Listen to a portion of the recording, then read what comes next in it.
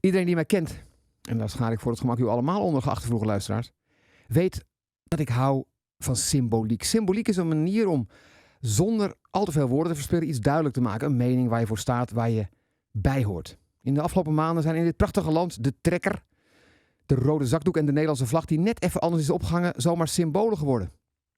Zelf heb ik me ooit luidkeels verzet tegen het Zwitserse beleid aangaande integratie van niet-Zwitsers van vaak Arabische afkomst in het genoemde Zwitserse land. Door inderdaad een Zwitserse vlag ondersteboven in mijn voortuin te hangen. Ik kan niet zeggen dat mijn acties het beleid in Zurich of Basel of hoe weet het daar echt beïnvloed hebben. Maar het gaf me wel een goed gevoel. Een goed gevoel zoals ze dat in het Zwitsers noemen. Ik hou ook zeker op deze plek van anekdotes. Vandaar nu een anekdote inclusief enige symboliek. Ik bevond mij op een pad. Rechts van mij het water waar ik niet liep omdat ik de Heer Jezus niet ben. Links van mij bos waar ik niet liep omdat daar erg veel bomen stonden. Ik hield me aan het pad, vond ik ook mooi genoeg. Zeker in het tempo dat ik op deze late ochtend aanhield. Hardloopschoentjes, 43 jaar ervaring. U weet waar ik het over heb. Een tweetal vrouwen stond stil iets verderop. Omdat ik een beleefde jongen van 59 ben en omdat ze mijn pad zo goed als versperden, remde ik af naar een soort van jog. De ene mevrouw had een vogel gezien die haar opviel of verbaasd of een andere vrouwenemotie. Die wilde ze graag delen met haar vriendin. Maar op het moment dat ze naar de tak wees waarop de vogel zich bevond, had die zijn eigen plan getrokken. De vogel was opgestegen. De vogel was, zoals dat heet, gevlogen. De dame in kwestie was, ik kan niet anders zeggen, verontwaardigd. Dat hoorde ik in haar. Nou ja, ik zou dit alles eerste blik wijzen naar waar vogel zat, realisatie het vogel weg was, kweet van verontwaardigde teleurstelling, natuurlijk gemist hebben als ik in mijn originele tempo ergens tussen Eliud Kipchoge en een ontspannen zondagjogger in had kunnen doorlopen. Nu kreeg ik het mee. Wachtte ik met grijnzen tot ik zeker 100 meter verderop was en zag toen de symboliek.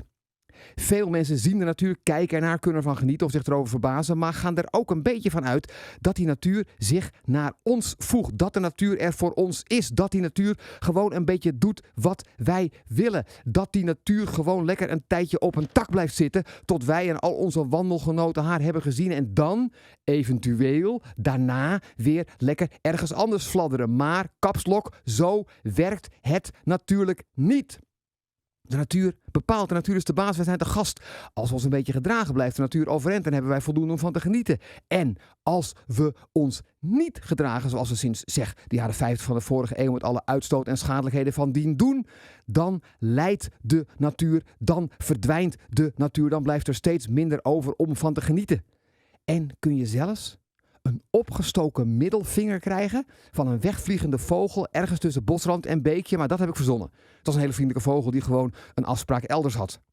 Wij mogen de natuur betreden, ervan genieten op vele manieren, maar we zullen haar en de hele planeet moeten beschermen en koesteren om dat over 10 of 50 jaar ook nog te kunnen doen.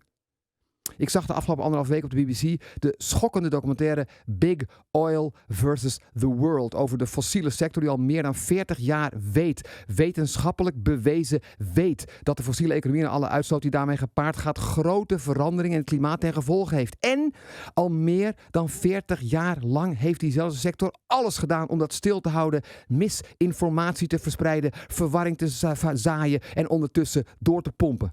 Ja, ons de consument treft zeker ook blaam, maar hier is op misdadig niveau omgegaan met de feiten, alles om het verdienmodel veilig te stellen. U begrijpt, ik zoek nog naar iets van symboliek om dat gedrag, waardoor we zeker 25, 30 jaar van mogelijk klimaatbeleid verspeeld hebben, te laten zien. Ik hou u op de hoogte. Fijne zondag.